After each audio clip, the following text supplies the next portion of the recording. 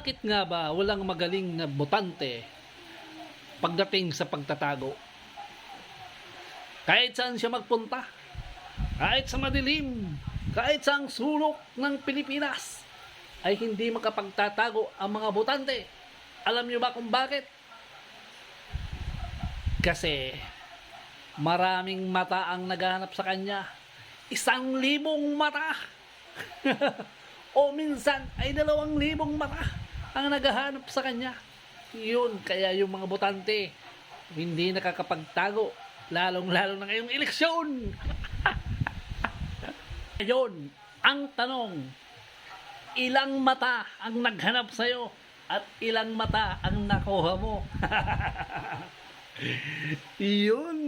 Vote wisely. Ang pera sa bulsa. Ang boto at tamang boto ay sa balota. Babu.